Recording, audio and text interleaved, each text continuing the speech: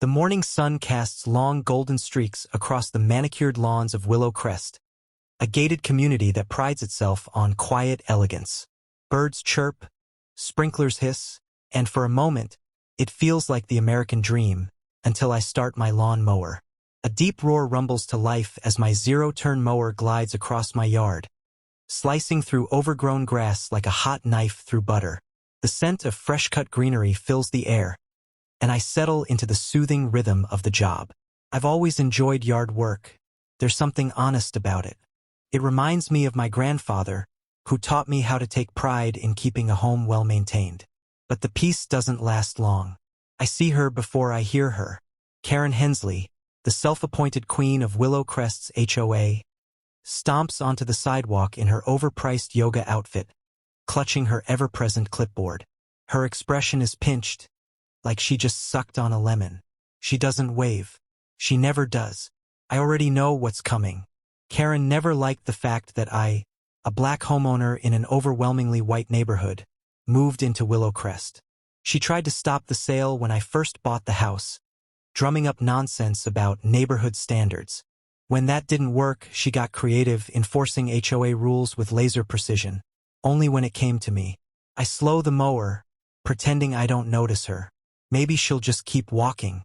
No such luck. She claps her hands to get my attention, like I'm a dog. I cut the engine. "Morning, Karen," I say, forcing a polite nod. Her thin lips curl into a fake smile. "Isaiah, we need to talk about noise levels. Several neighbors have complained about your lawnmower." I glance at the other houses. Not a single curtain shifts. Nobody is outside except for Karen. Really? Because I've seen plenty of people mowing their lawns around here. No one else seems to be a problem. Karen's smile tightens. "We uphold community standards. Excessive noise is disruptive to the atmosphere of Willow Crest." I raise an eyebrow. "It's a lawn mower. An unreasonably loud one," she snaps. "I'll be issuing a fine if this continues." There it is. The real reason she's here. Another bogus fine, just like the one she tried to issue last month for having my trash cans out too long. I exhale slowly, keeping my temper in check. I could argue, but I already know how this will go. The HOA board is stacked with Karen's friends. If I fight back, they'll find another way to harass me. "Noted," I say flatly, starting the mower again. Karen glares, but I don't give her the satisfaction of looking back. As I finish my yard, an idea takes root in my mind. If Karen wants to complain about noise, maybe it's time to show her what real noise sounds like. The fine arrives 2 days later. A crisp white envelope, slipped under my front door like a threat. Violation.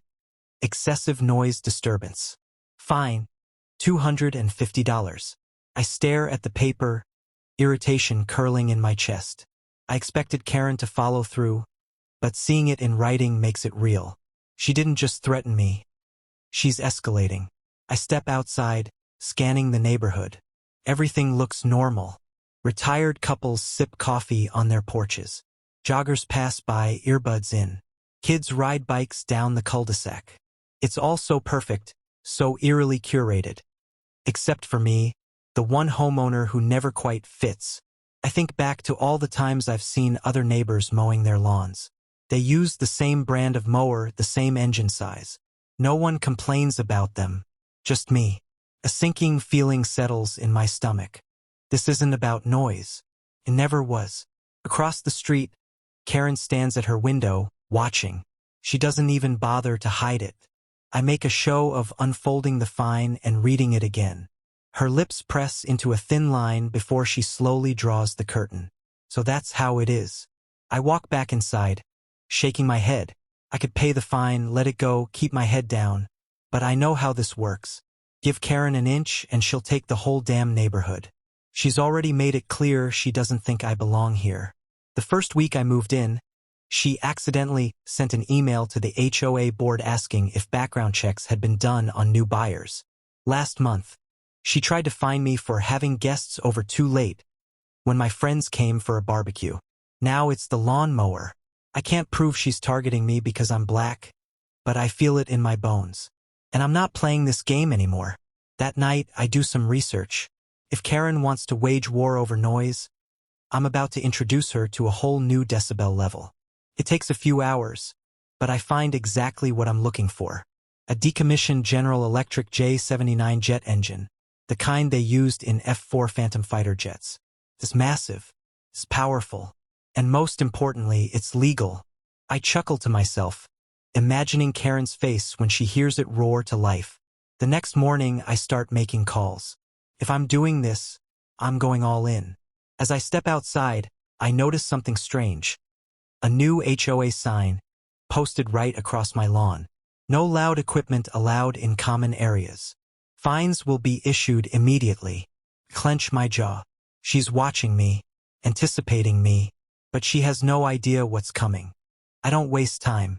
The moment I confirm the jet engine purchase, I start making arrangements for delivery. It's not cheap and it's definitely not easy to move, but I have connections. A buddy from my old engineering job knows a guy who restores decommissioned aircraft parts. Within days, I've secured a fully intact J79 turbojet, complete with a makeshift stand. Now all I need is the perfect moment to unveil it. But Karen moves first.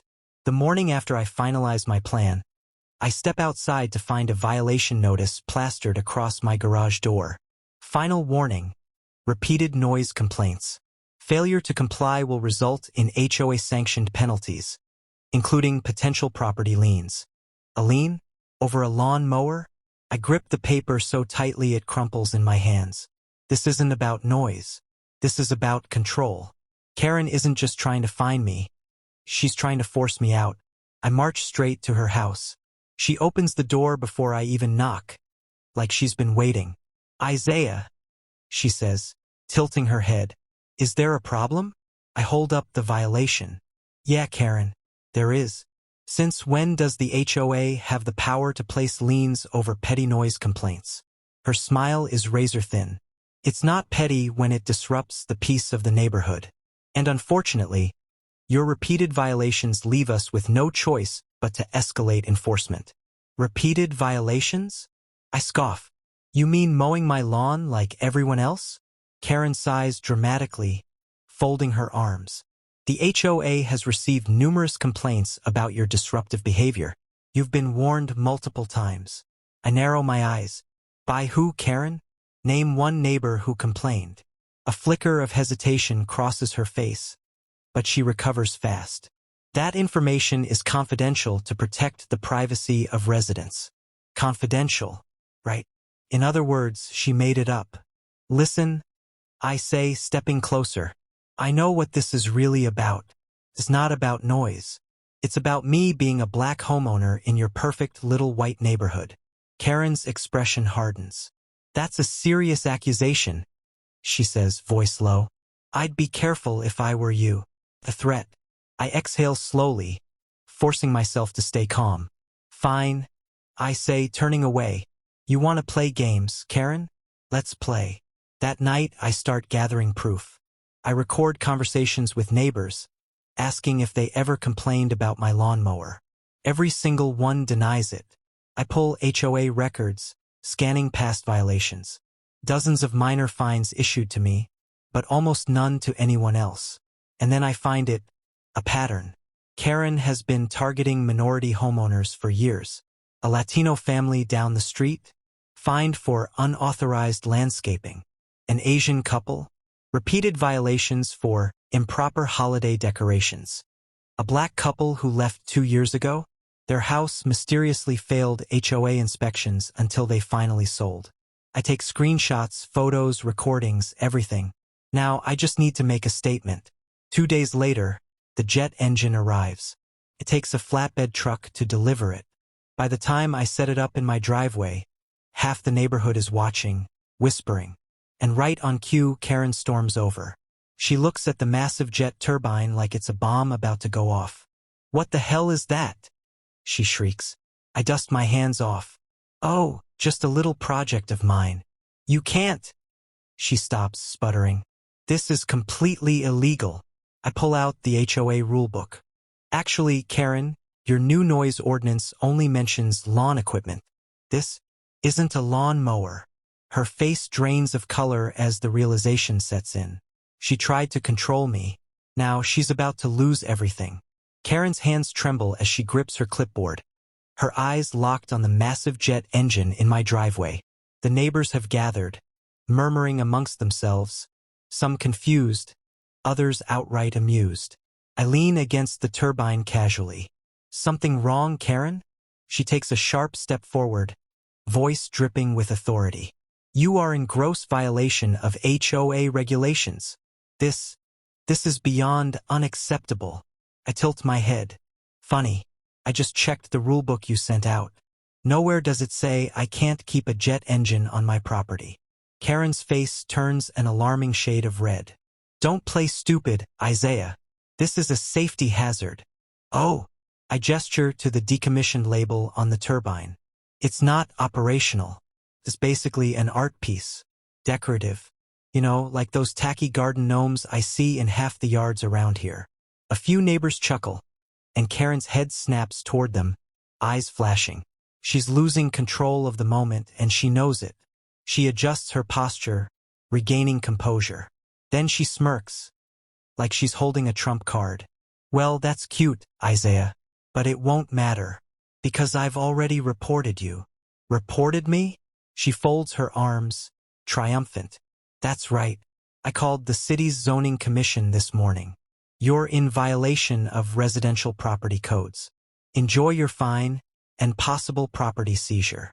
The crowd goes silent. A few neighbors glance at me with pity. She thinks she's won. I let the tension build for a moment. Let Karen bask in her false victory. Then I pull out my phone. That's interesting, I say, scrolling. Because I called them too. Karen's smirk flickers. I turn the screen toward her. It's an email response from the zoning department. I read it aloud, voice steady.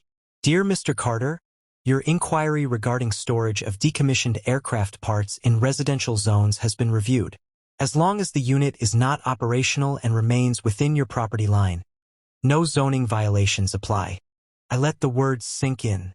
Karen's expression drops like a stone. The neighbors start whispering again, this time not in her favor. But I'm not done. You know, Karen? I continue, flipping through another file on my phone. I also did some digging into HOA enforcement records. Karen stiffens. I turn to the growing crowd.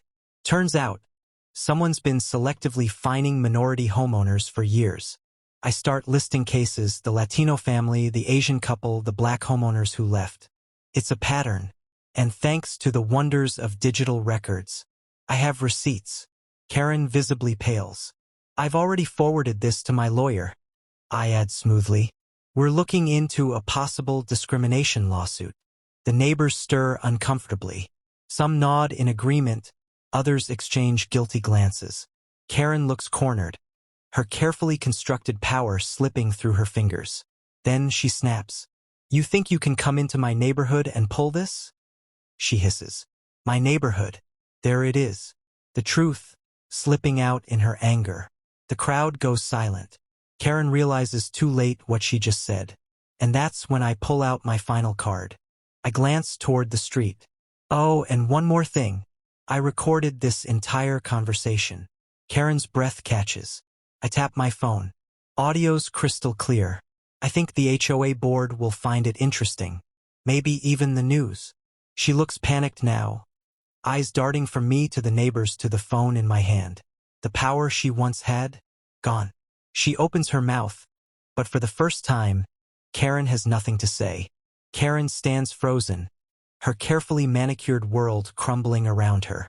The neighbors aren't looking at me anymore. They're looking at her. Some in disbelief, others with a dawning realization. The queen of the HOA isn't who they thought she was. She tries to recover, straightening her blouse, smoothing her hair like she can iron out this mess with good posture and entitlement. This is a misunderstanding, she blurts, voice a pitch too high. You're twisting my words. I lift my phone, wiggling it in my fingers. Karen, I think the exact words you said were, my neighborhood. I glance at the growing crowd. Sounds to me like she never intended for people like me to live here. Gasps ripple through the neighbors. A few mutter under their breath. Even those who had blindly supported Karen before now shift uncomfortably. She snaps her head toward them, eyes wild. You all know me. I've run this HOA for 6 years.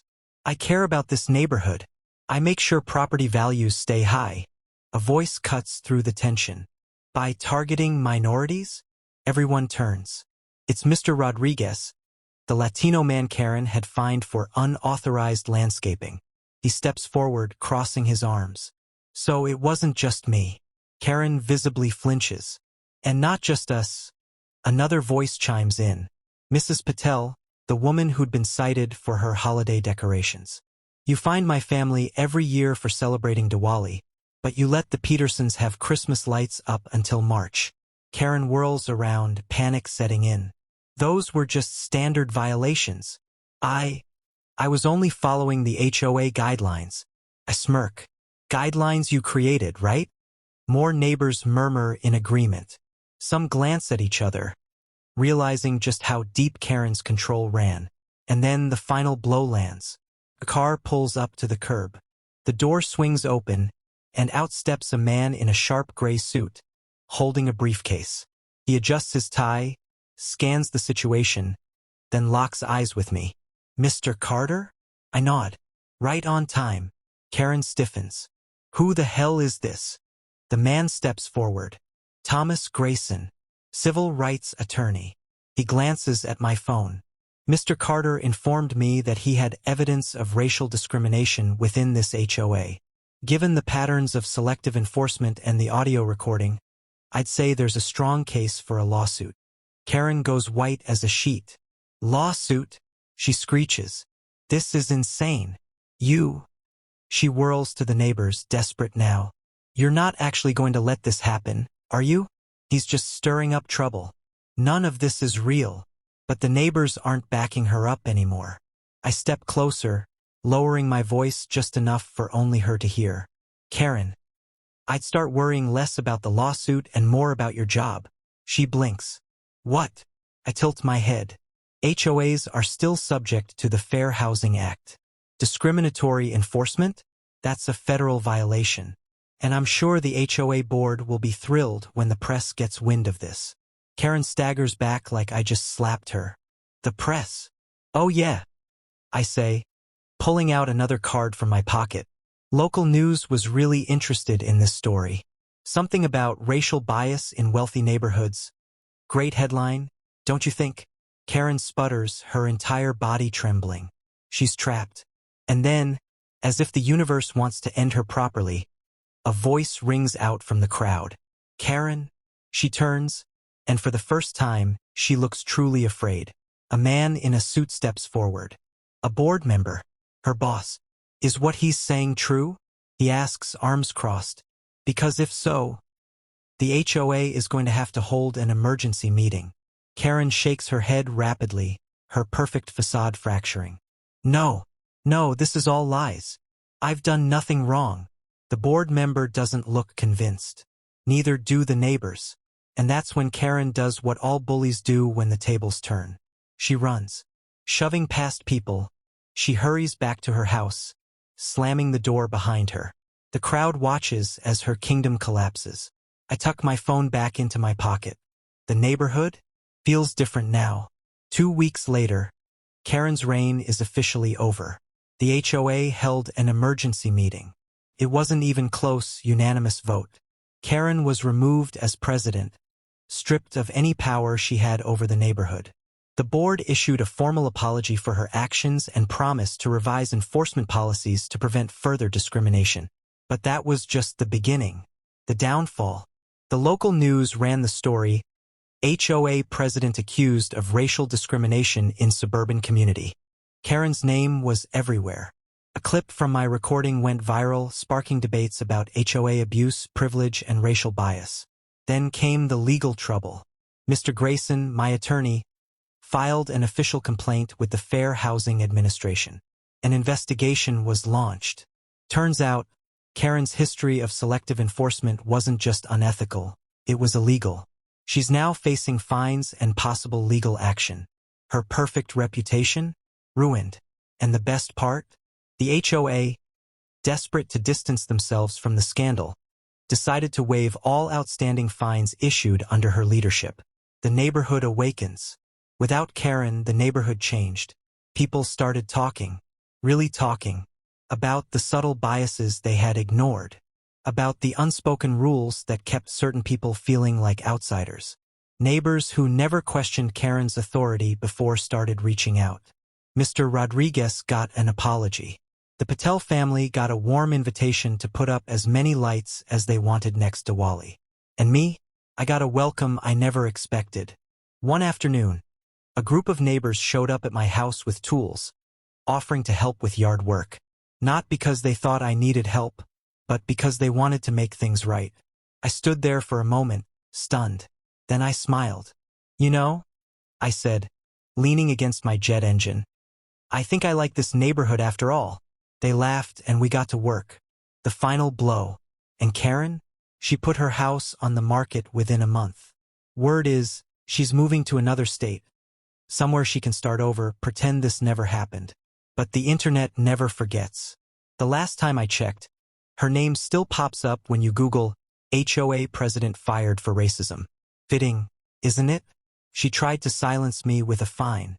I answered with a jet engine. And in the end, she was the one who got blown away.